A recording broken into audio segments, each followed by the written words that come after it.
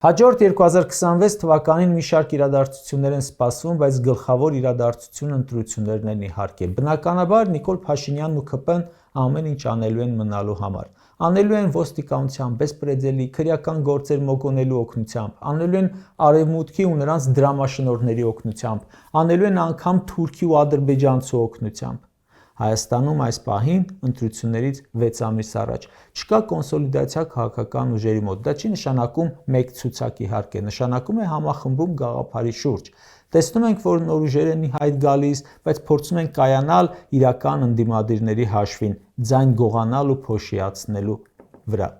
Իհարկե, կան նաև հայտ ներկայացրած խոշոր ուժեր, որոնք հույս են ներշնչում փոփոխությունների։ Այս պահին ակնհայտորեն երկրորդ նախագահ Ռոբերտ Քոչարյանի եւ քաղբանտարկյալ բարերար Սամվել Կարապետյանի ուժերն են։ Հուսանք մինչ ընտրություններ այլ խոշոր եւ իրապես ընդդիմադիր ճակատներ կձևավորվեն եւ կփորձեն արդար վճռական պայքար մղել, խուսափելով ձայների փոշիացումից ու պառակտումից, եւ այդպես փոփոխությունը հնարավոր է։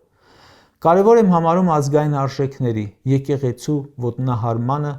աշխարհաքաղաքական անհասկանալի այս իրավիճակին վճռական դեմ հանդես եկող ժողովրդի առկայությունը եւ կարծում եմ հնարավոր կլինի արդյունքի հասնել։ Կարևորը մեր երկրում անտարբերների մեծ բանակին ընտրատեղամաս տանելն է լինելու, ՔՊ-ին ու նրա ղեկավարին բոյկոտելու ակնկալիքով։ Կարծես թե այդ դաշտը զբաղեցնելու հայտ է ներկայացվել, ինչը շատ լավ է։